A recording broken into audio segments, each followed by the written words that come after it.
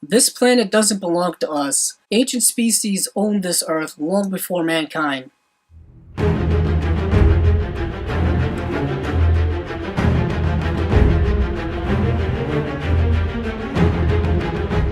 Kong Skull Island is directed by Jordan Vogt-Roberts, and it is starring Tom Hiddleston, Samuel L. Jackson, Brie Larson, John Goodman, John C. Reilly, Corey Hawkins, and Jason Mitchell.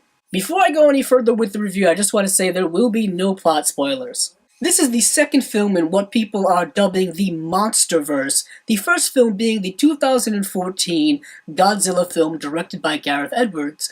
And in this film, we have a group of scientists and military personnel that lead an expedition on Skull Island. And if you are familiar with Skull Island, you know this is the home of King Kong. And you can assume that once they get there and discover the wonders of this island, things get pretty complicated from there on. So first off, the main positive aspect I have about this film is, of course, King Kong. The motion capture work for King Kong, the CGI used for King Kong is fantastic. Every time he is on screen, the film really works. And when he is off screen is when things get a little more dicey. But I'll get to those when I talk about the negatives of the film.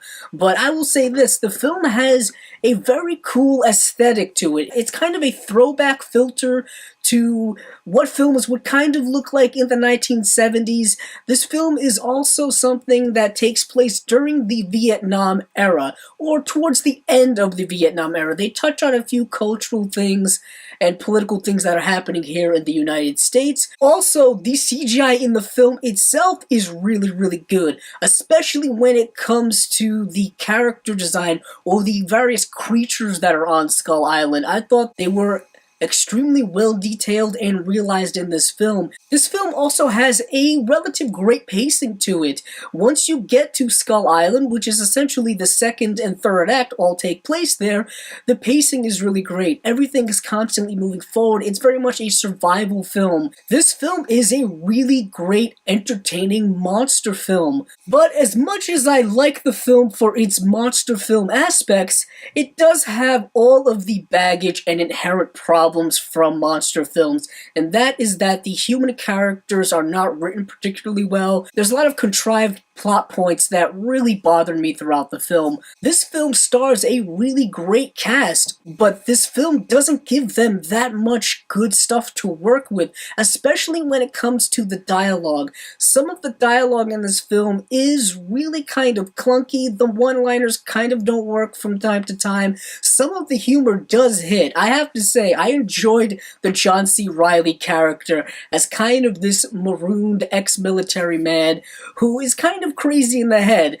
and I thought a lot of the comedy worked for him, but not so much the others. But in addition to that, I have certain filmmaking problems. At times, the film feels over-edited to me. There are too many shots or camera angles or camera techniques that I feel are not necessary because they don't really serve any of the aesthetic in any way, but that is just my perspective. Also, he tends to utilize the same camera movements and the same edits and shots over and over again, and it became apparent to me as I was watching this film. Granted, I understand that Jordan Vogt-Roberts has only done one film previous to this, and that is Kings of Summer, which is immensely different from this film. It is really like night and day, and I understand falling back on certain filmmaking techniques as a crutch is something that a rising filmmaker will do. Even the best have done it, so it's not something unique to him, but it became obvious in this film. Also,